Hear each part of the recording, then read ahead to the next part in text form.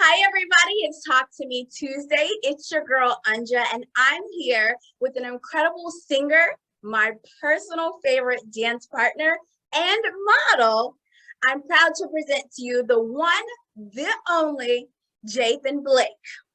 Hello, everyone. It's good to be here. Hello. It's good to have you here. Thank you. So I just want to say congratulations because you just did something really huge. You just released your new EP named Newstalgia, right? Yes. Yes. So before we get into all of that, can you please tell everybody what an EP is? So an EP is an extended play. By the way, I just want to say hello. I'm Jathan Blake. I'm a singer-songwriter, and I'm just so proud of Anja to be able to do this and just sit down and be able to have a conversation about entertainment. And so, but an EP is an extended play. It's a shorter version of an album. And it's 5 songs that I created that tells a story. And it's called Newstalgia and is out on all platforms. Ooh. Oh, don't worry. We're going to get into it. But first, run it back. Tell me when you fell in love with music, because you do a lot of things, but when did music really feel good to your soul? I fell in love with music when I was a little kid. You know, growing up in the household, I would just always hear music around me, and I had singers and artists themselves, gospel and soul singers in my home. And so, like, it's always kind of been in my blood.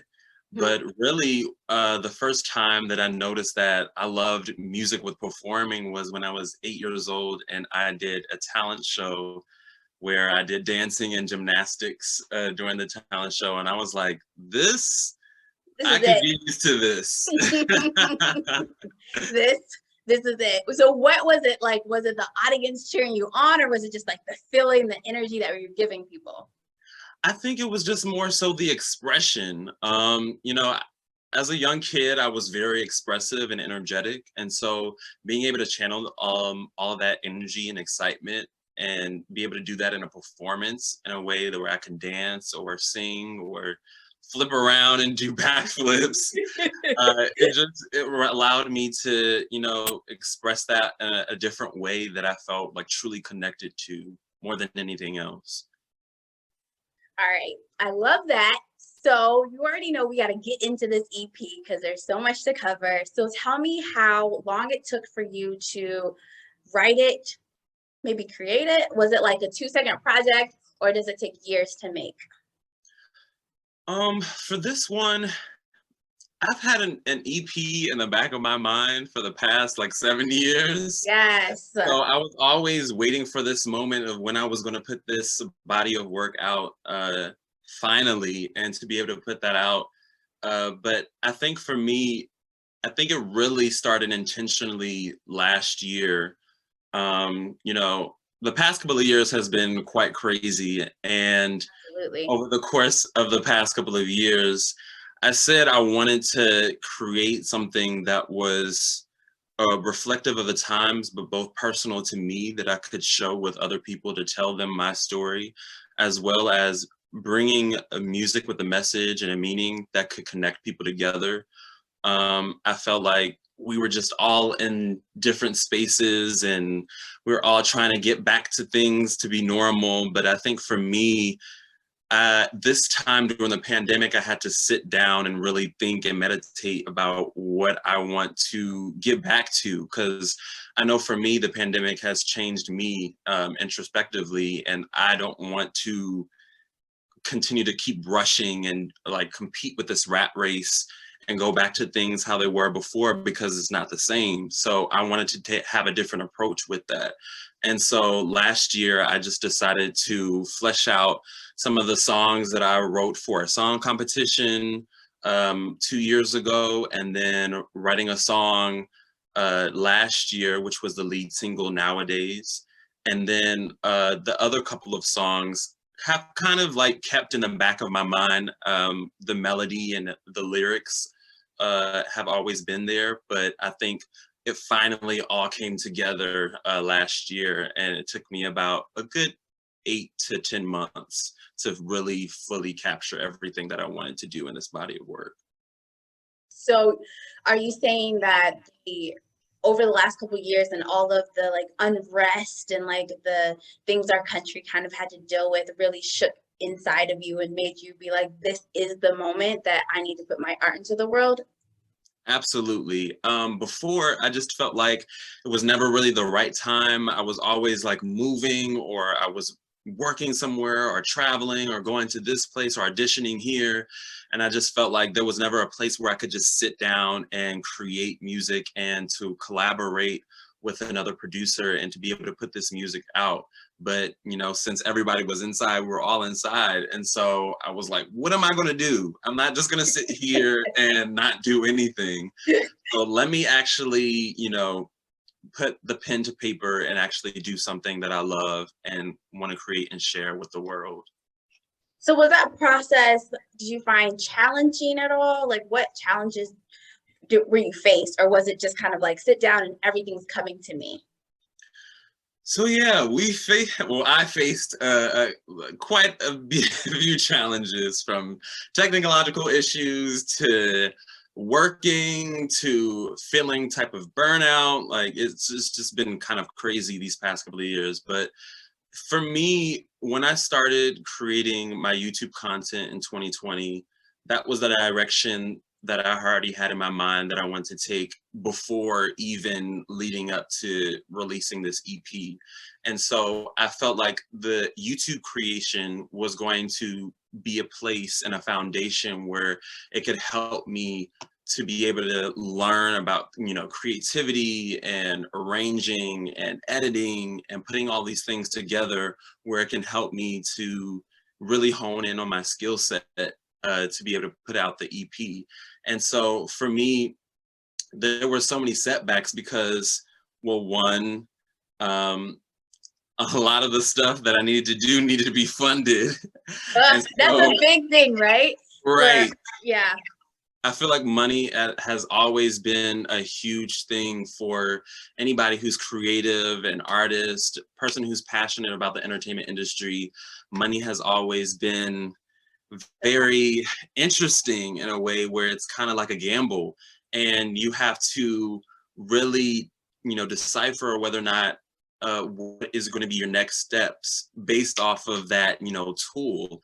And I think that for me, money has always been, hasn't been like in the forefront of my mind, but I think it really, you know, came into fruition when I was trying to get things done, but I noticed that things weren't being done. So me having to work at Amazon or Chipotle and working at these different temporary jobs where I had to be able to, you know, put the creative side back a little bit and set more time and more hours, so that way it can be able to help fund the dream. And for me, you know, I'm a creative person. I'm a very free spirit person. I don't like being constricted to this Me one either. space in one area.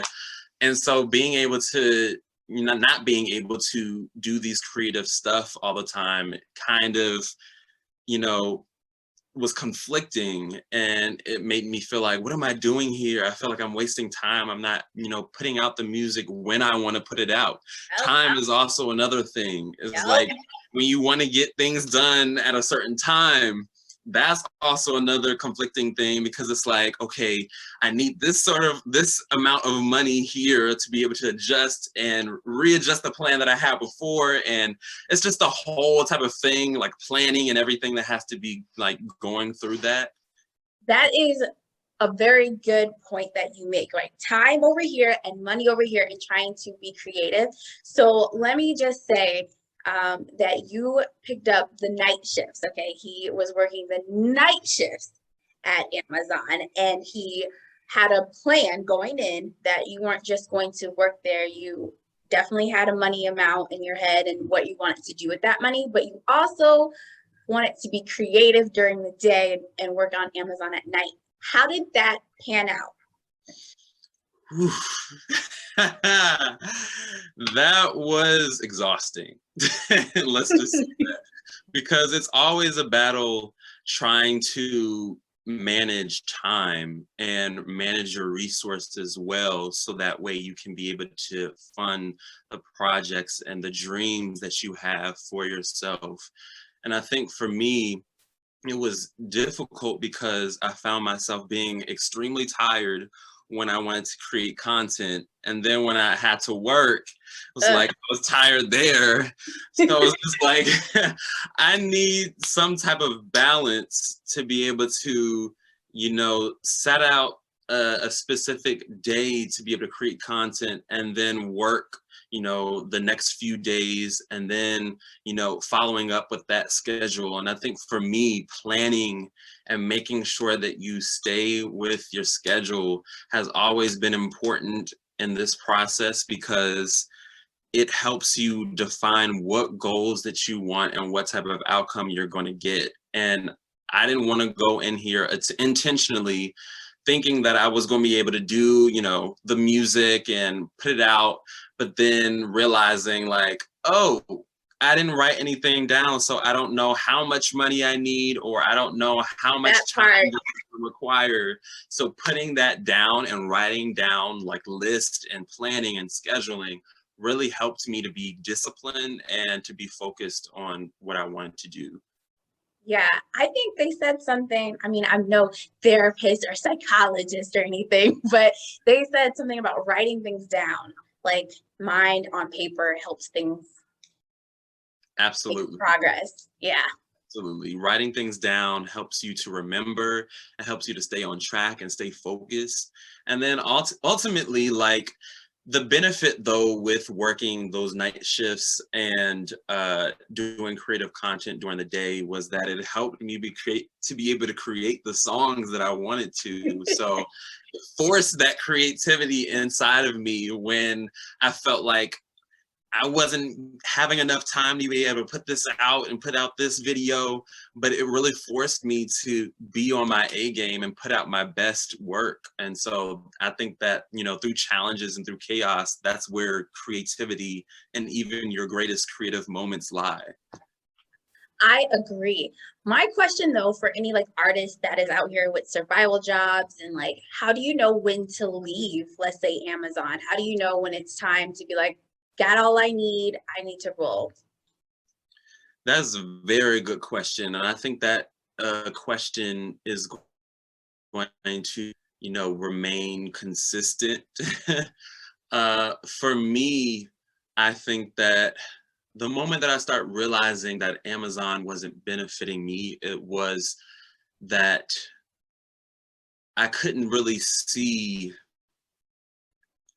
how me staying there longer would help service what I had, the goals that I had for this year.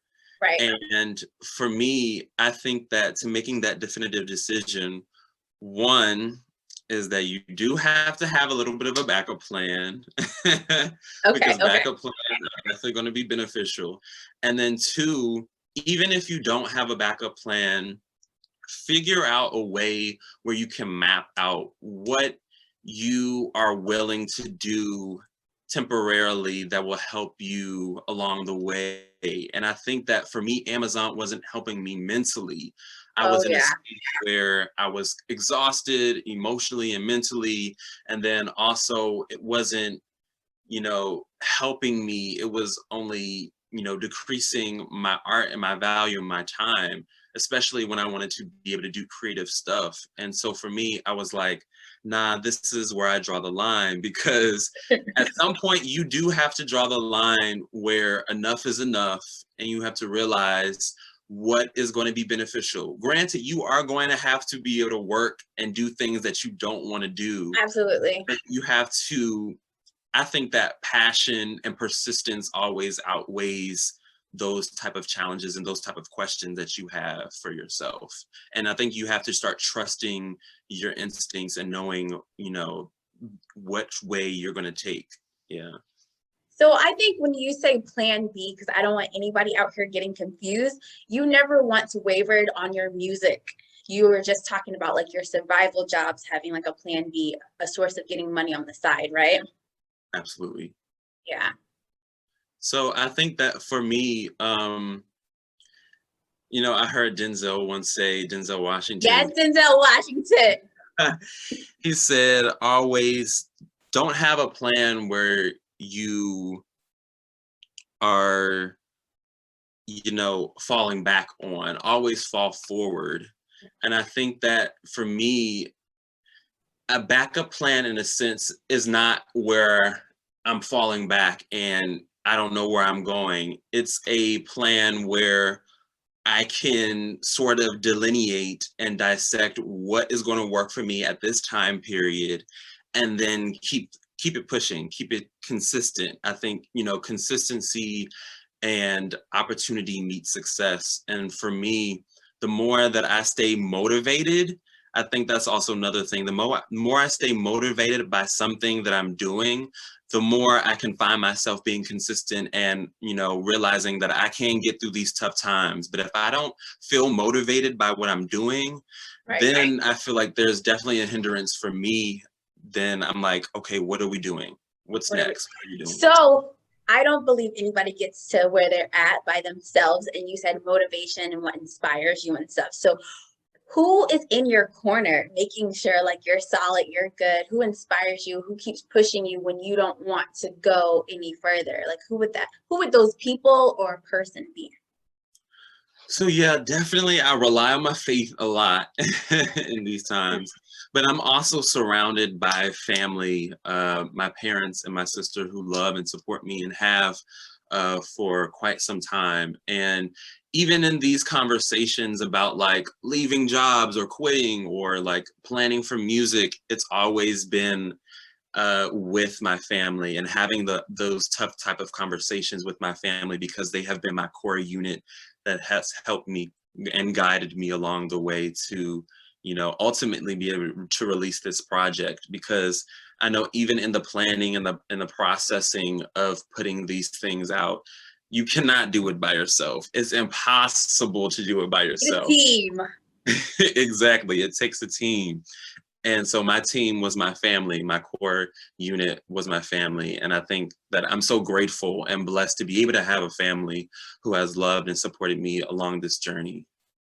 That's fantastic. Like, Yes. so if anybody was to like listen to your music and they have questions about like, oh, who are you talking about in that song? As an artist, would you ever like spill the beans? I think that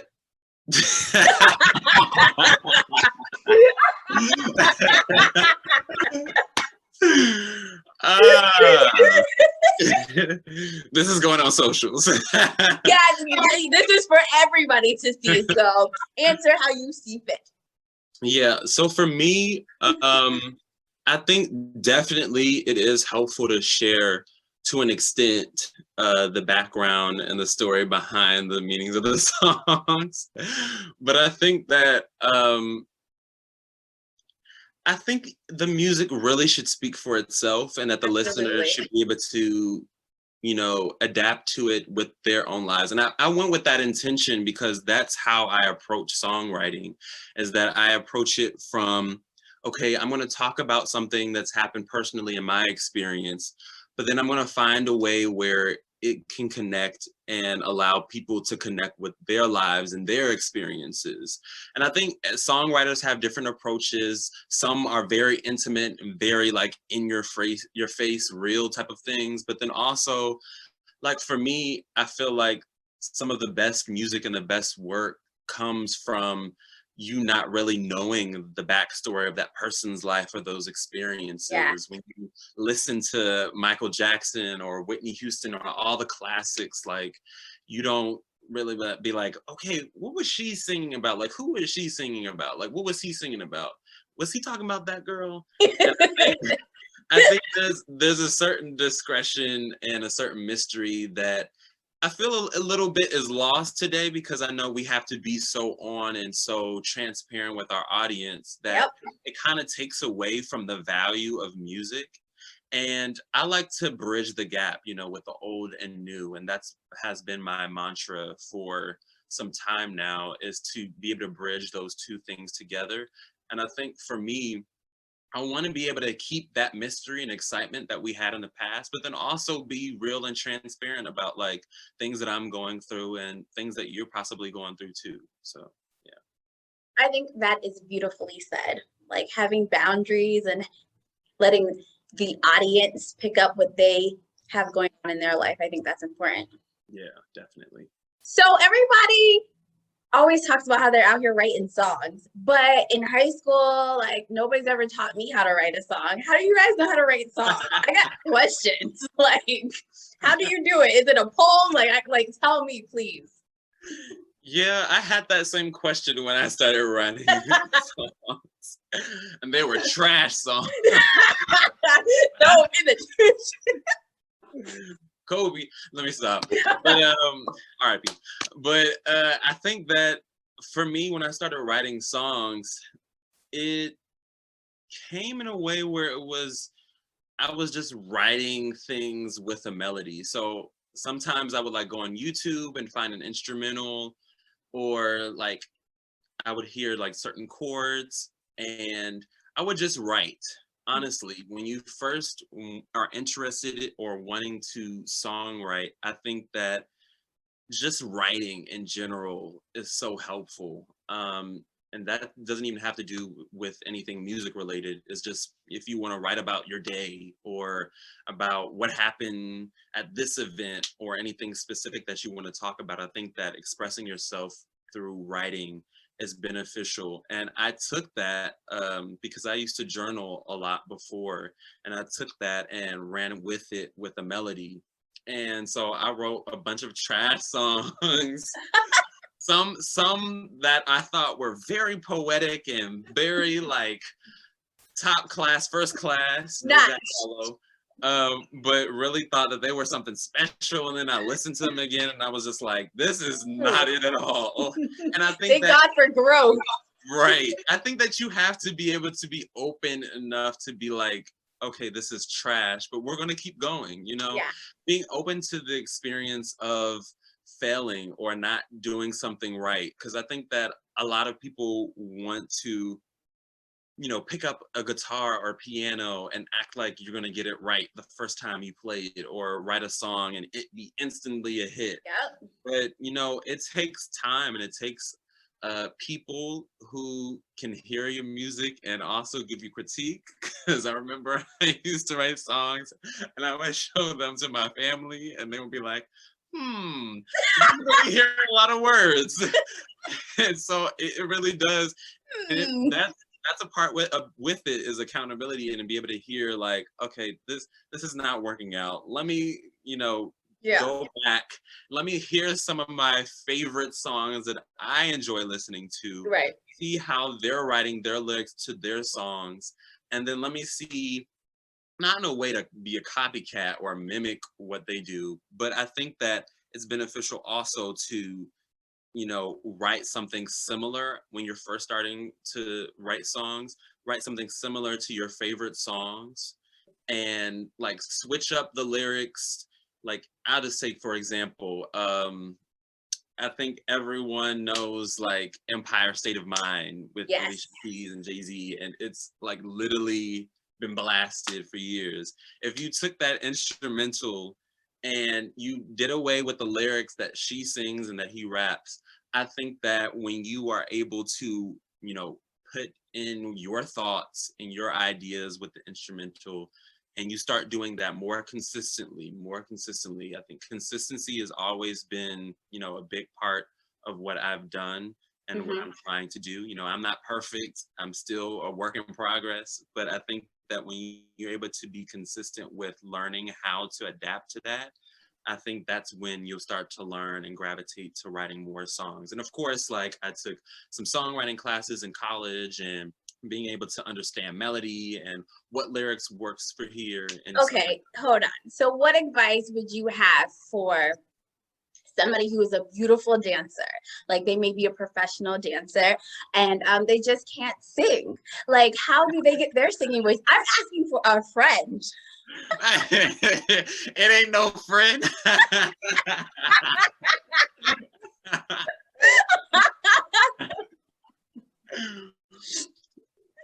Right. We'll keep it on the hush. But okay. I'll definitely answer that question. So somebody who can't, so you say you can't sing. So a friend of mine is a gorgeous dancer and just cannot, like the singing is not there. What advice do you have for somebody who Yeah. Auto-tune is always your best friend. No, Rude. but I think that because I know there's also a lot of people out there too, along with your friend, Thank you. that wanna that want to be able to, sing and be able to write songs and sing on key and stuff like that. But I think that again, auto tune and pitch correction is I'm serious. Like it's really something that's beneficial. A lot of people are using it in mainstream. Like a lot of people, when you hear on top 40, a lot of artists aren't really singing like that.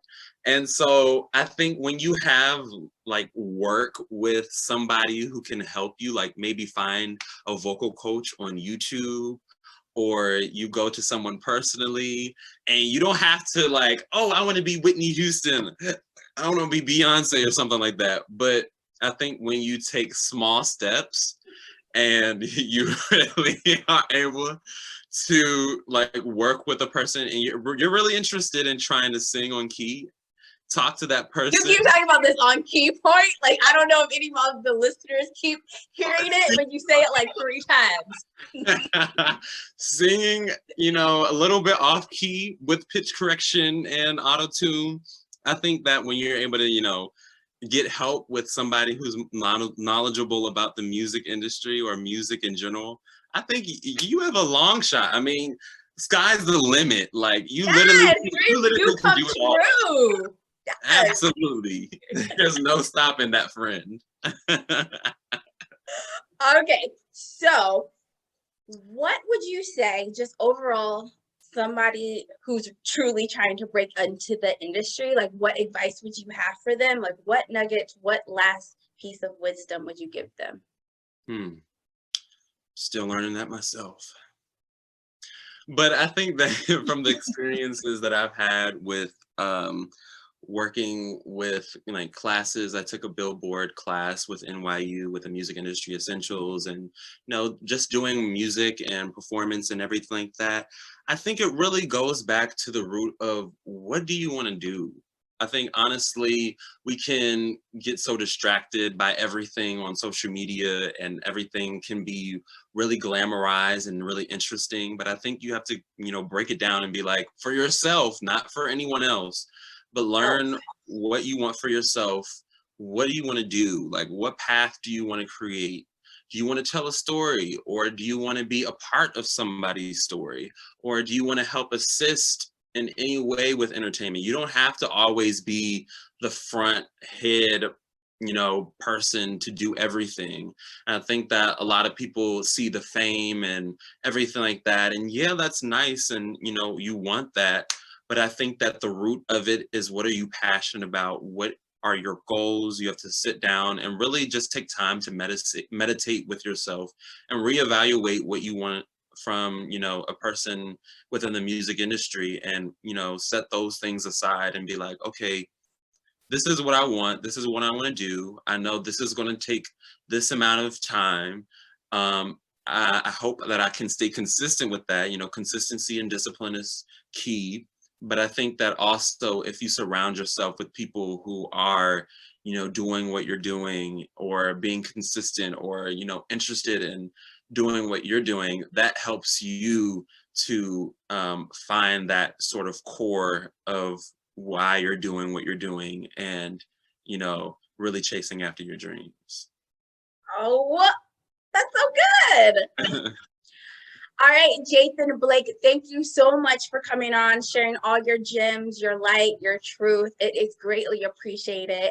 Tell these people where they can find you at on all social platforms.